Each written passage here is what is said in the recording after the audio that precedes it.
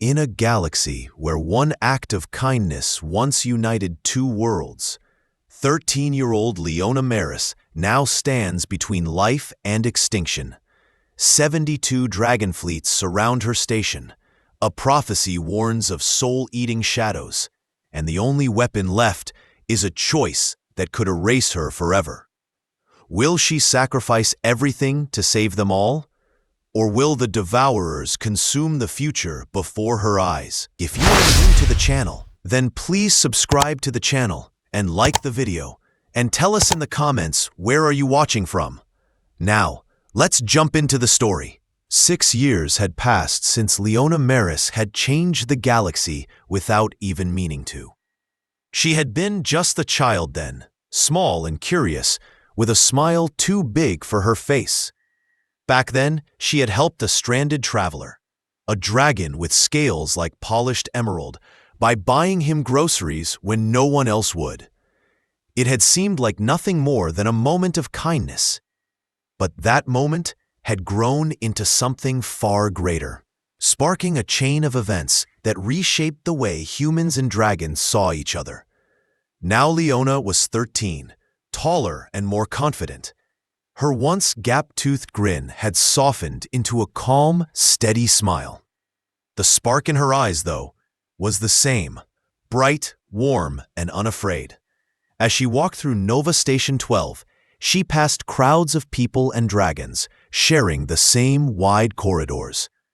Human shops stood beside dragon roosts, and glowing translation panels hummed softly, turning human words into the deep rumbles of dragon speech and back again. Near the heart of the station was the Maris Market of Kindness, a place that carried her name. The market owner had renamed it in her honor, though Leona found the attention embarrassing. To her, she had only done what anyone should do, help someone in need. But to others, her act had been the spark that ended centuries of mistrust. This afternoon, she was shopping for her father's celebration dinner. Her basket held fresh vegetables grown in the hydroponic gardens that dragons had helped build. Bright green lettuce, crisp century carrots, and small ruby tomatoes filled the basket. She paused to inspect a bunch of carrots, turning them over in her hands and enjoying their earthy scent. Then she heard it, the sharp, uneven sound of credit chits falling to the floor. The sound carried a faint metallic ring in the quiet hum of the market. Leona turned her head toward the checkout counter. There stood a dragon unlike any she had seen before. Her scales were a deep midnight blue, so dark they seemed to drink in the light around her. Patches along her wings were bare, revealing the soft pink skin beneath. Her eyes were milky white, sightless, and she was feeling along the counter with slow, careful movements. "I apologize," the dragon said in a voice like stones scraping together. "I cannot find my payment chips. They were here in my pouch." The young human cashier shifted nervously, glancing at the line behind her. "Ma'am, I can hold your items while you look," he said, his voice unsure. Before the moment could grow more awkward, Leona stepped forward. She placed her own credit chip on the scanner. "Please, let me take care of this for you," she said softly. The blind dragon's head turned toward Leona's voice with uncanny precision. "That is unexpected kindness from one so young. What is your name, child?" "Leona Maris," she replied without thinking. The reaction was immediate. Every dragon in the market, several of them shopping side by side with, turned their gaze toward her. The blind dragon's milky eyes widened. The Leona Maris, the kindle of unity. Leona felt heat rise to her cheeks. She had never liked that title, given to her by the Dragon Council. "I'm just Leona," she said quickly. "You needed help with your groceries, that's all." The dragon nodded slowly, but her expression was unreadable. Leona noticed the items on the counter. 7 sealed containers of glowing, bioluminescent algae. A single preserved rose from Earth, worth more than some people earned in a month. A small music sphere, tuned to dragon-only frequencies. And a box labeled Memory Stones, do not consume. My name is Lysandra, the blind dragon said after a pause. And I fear I have made a terrible mistake by coming here. Before Leona could ask what she meant, Lysandra gathered her purchases quickly and turned toward the exit. As she moved, her long tail swept across the floor, leaving behind a faint trail of loose midnight scales.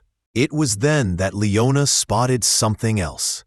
A small drop of silver blood shimmered on the floor where Lysandra had been standing. She bent down, picking up one of the fallen scales.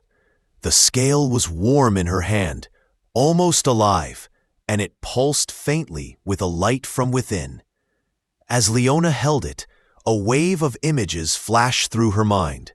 She saw hundreds, no, thousands of dragons in every imaginable color, soaring through endless space.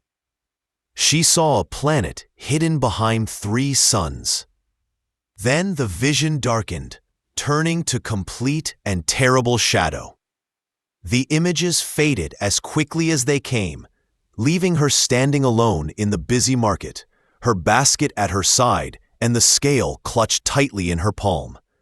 Lysandra was gone. Despite her blindness, she had moved through the crowd with surprising speed. Leona searched the aisles but found no trace of her.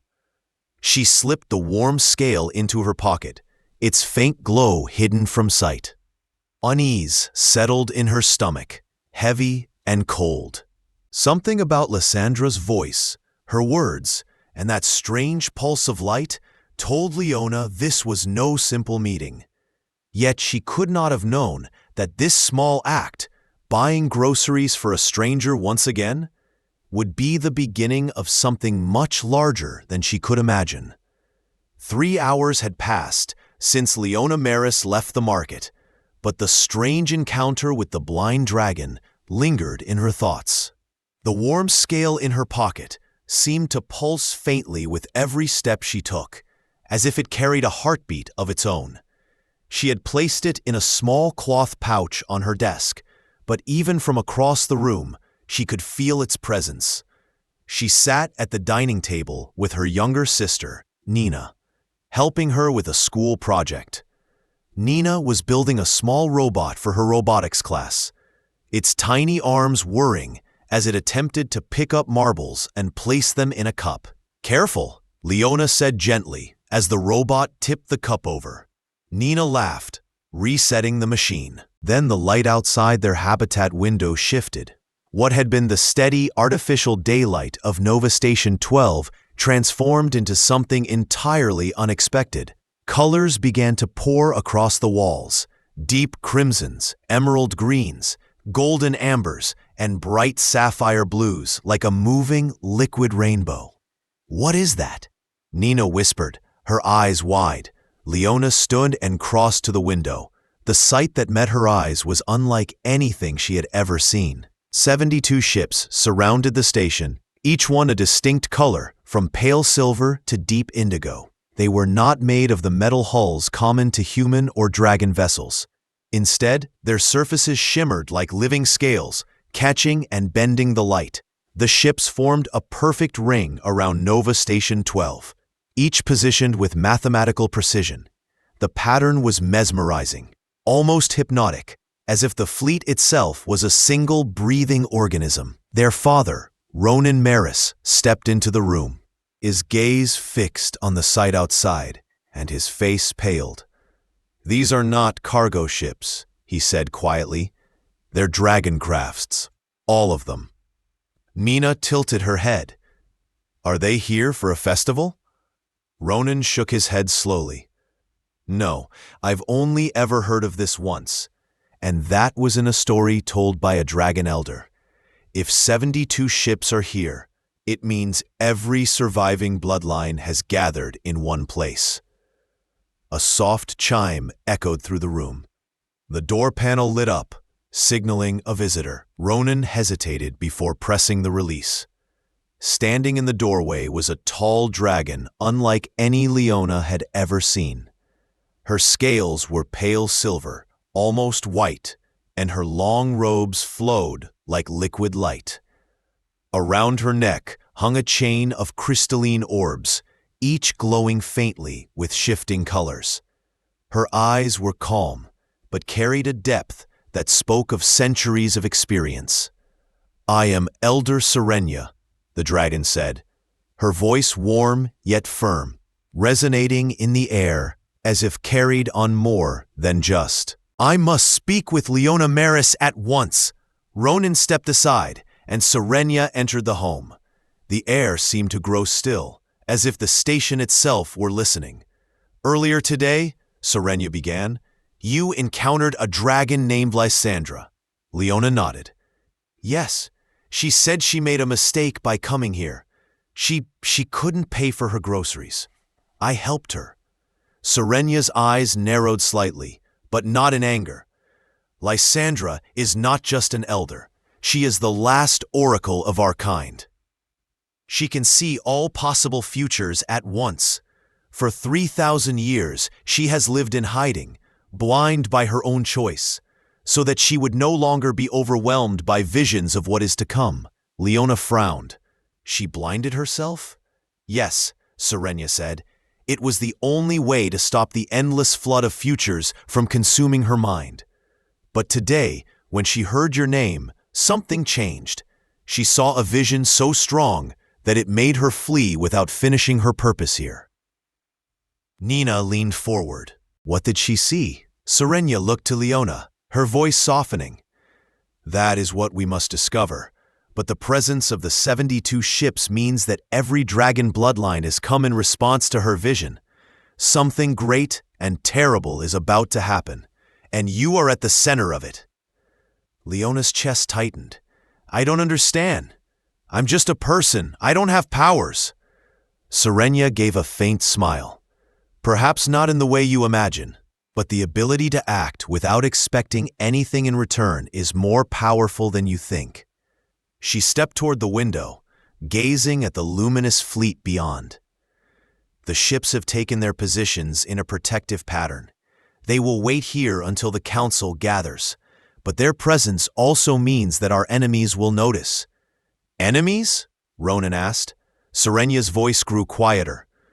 "Lysandra's visions have always been warnings. If she is called the 72 bloodlines, it can only mean that a threat unlike any we have faced." Outside, the ships shimmered in the station's light, their colors shifting as if speaking to one another in a language beyond sound.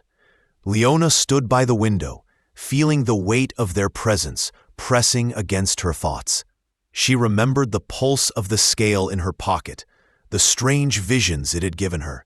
She had not told anyone about those yet, unsure of what they meant. Now she began to wonder if the scale and the arrival of the 72 were connected. Serenia turned back to her. "You will need to speak with Lysandra again. Only she can tell you what she saw, and only you can decide what must be done." The elder dragon's eyes held Leona's for a long moment. There was no threat in them, but there was urgency, the kind of urgency that left no room for hesitation. Beyond the glass, the 72 ships waited, silent and still. Their presence was both beautiful and ominous, a perfect ring of color and light surrounding Nova Station 12. Leona could not yet see, but in the spaces between those ships, shadows were beginning to stir. The air inside the Maris home felt heavier after Elder Serenia's words.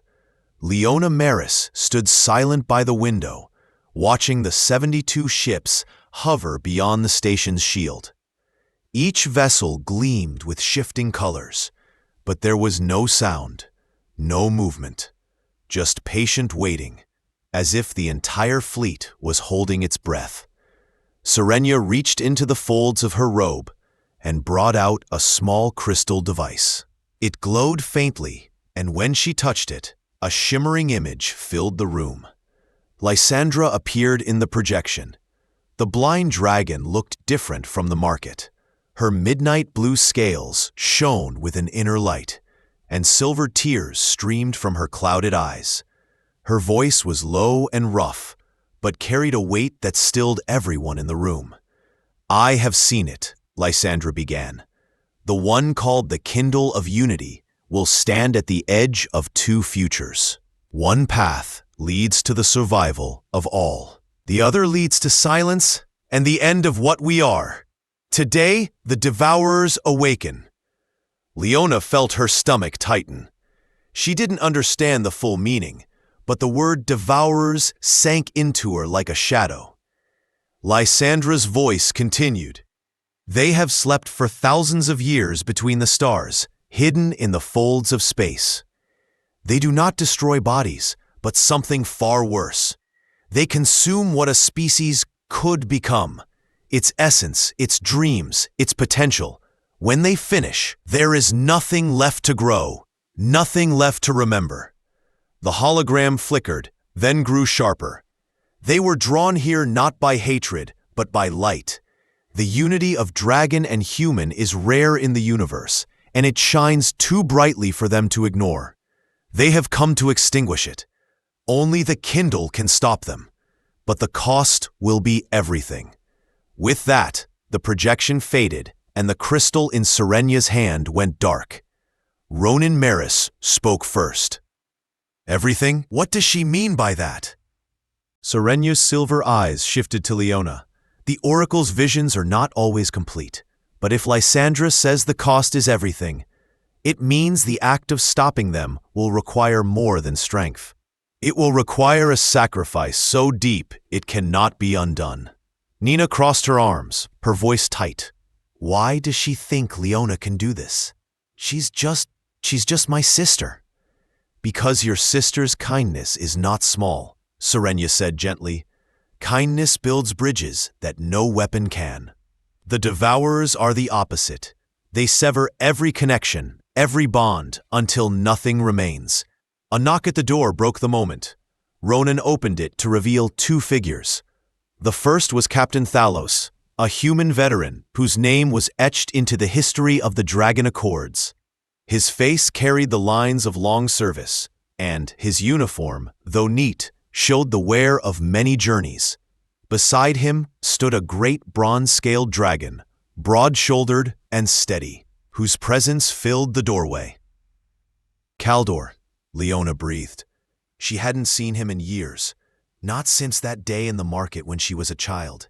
He had been the stranded traveler she helped, the one who told her that small acts could echo far beyond what she imagined. Kaldor lowered his head in greeting. "Hello, Leona. You've grown." His voice was deep, but there was warmth in it. She stepped toward him. "What are the Devourers? What are they really?" Kaldor's expression darkened. "They are the undoing of life's meaning. Where kindness connects, they break. Where trust builds, they shatter. They feed on the bonds that hold people and worlds together. Once they have taken that, nothing can stand." Captain Thalos added, "We have fought wars before, but not against something like this. You can't see them until they choose to be seen, and by then it's almost too late. They don't want territory. They don't want resources. They want to erase what makes us who we are." Serenya nodded. "And Lysandra believes they are already on their way." Outside the window, the 72 ships held their formation, silent and unmoving. But in the darkness beyond them, there was a faint distortion in the stars, small ripples, like heat over stone. Leona felt her pulse quicken. "If they're coming," she said slowly, "what are we supposed to do?" Kaldor's gaze was steady. "The Oracle has given us only one clear message. You are the key, not because you wield power like the dragons, not because you command armies like Thalos, but because you can make others believe in something larger than themselves. That belief is the only force that can stand against the Devourers." Nina shook her head. "This is impossible. She's 13. How can she fight something like that?" Serenya's voice softened. "Not with weapons, with unity. But unity at this scale requires a choice only Leona can make. The room fell silent. Outside, the distortion in the stars was growing. And it moved with a slow, deliberate rhythm. And even without seeing their forms, Leona knew the devourers were drawing closer. She reached into her pocket and pulled out the cloth pouch. The warm scale inside glowed faintly, as if it knew it was being watched. Holding it in her palm, she felt that same wave of images crash over her again. Dragons in flight. Humans and dragons working side by side. A great light stretching across the galaxy. Then came the shadow, swallowing everything whole. She closed her hand around the scale. If this is real, then we don't have much time. Serenia inclined her head. No, we do not. The 72 ships outside remained perfectly still, their colors glinting in the artificial light of the station. They were waiting for something or someone, and in the darkness beyond their circle, the devourers crept closer, unseen but inevitable. The meeting in the Maris home stretched into the late hours, but the urgency in Elder Serenia's voice never F. Leona Maris sat quietly, her mind heavy with the weight of the prophecy. Outside, the 72 ships remained in perfect formation, their shimmering colors forming a protective ring around Nova Station 12. Yet beyond them, the faint ripples in the starlight grew stronger. The devourers were coming. Captain Thalos leaned forward, his voice low and steady. We've run through every possible strategy. Nothing we have, no weapon, no shield, can stop them. Their power is not physical. It is something deeper.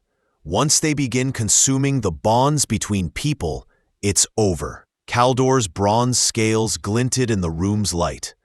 The oracle's words point to only one chance. The devourers feed on division and emptiness.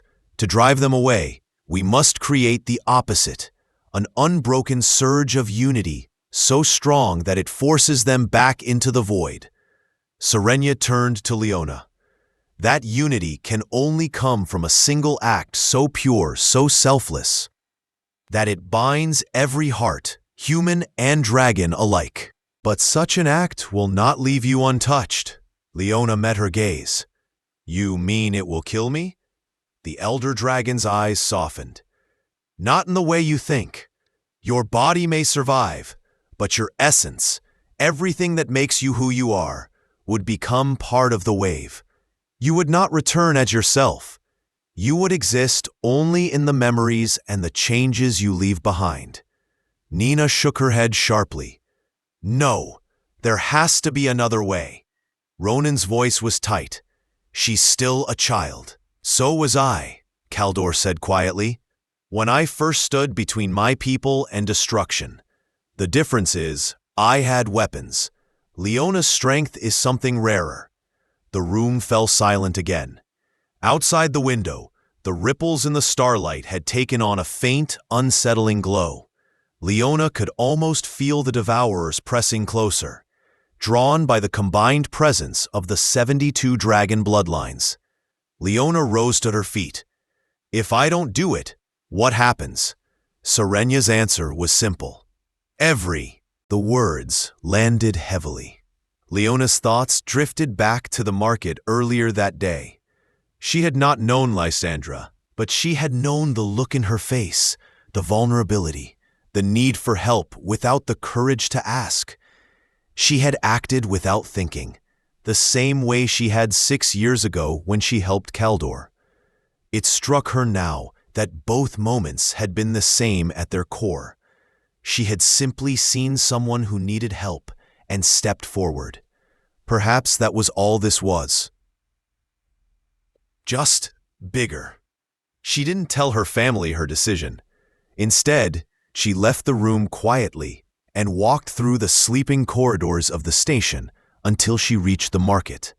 The aisles were dark now, the hum of the refrigeration units the only sound. Near the entrance, Lysandra was waiting, her blind eyes turned toward the unseen stars. You've decided. Lysandra said softly. Leona didn't ask how she knew. I just need to understand. Will it work? The oracle tilted her head. In the visions, it works in half the futures. In the other half, you try and fail. But those where you do nothing, there is nothing left to see. Then I'll try.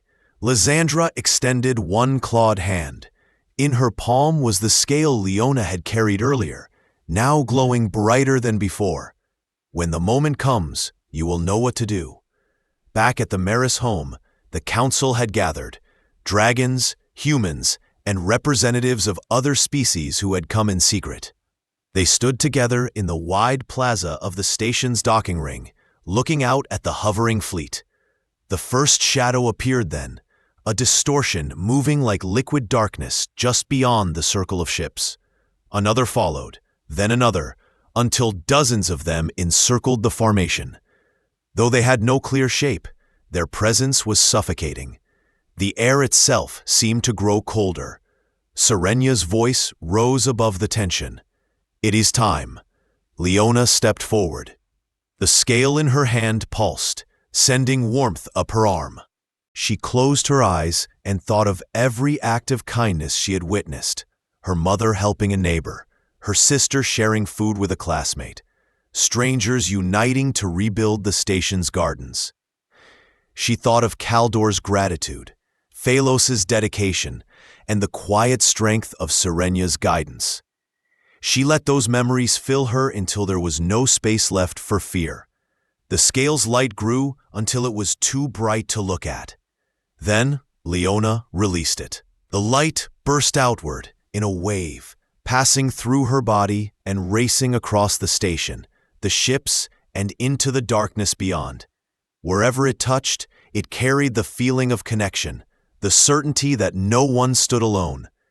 The shadows recoiled, twisting and shrinking, their forms unraveling in the face of the unity they could not consume.